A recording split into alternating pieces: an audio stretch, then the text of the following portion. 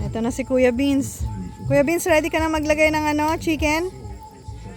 Alright, masarap yan. Yung kalamansi na ginamit namin, galing sa tanim namin. Ito naman si Sean at si Jaden. Dali ka, hindi ka na magpapayad. Dito kami sa bundok. Ito ang bahay kubo namin sa bundok. Ayan. Ayan na. Ito naman yung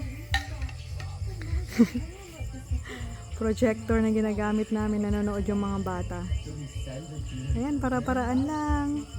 Simpleng buhay sa bundok. Weekend. Weekend dito sa bundok.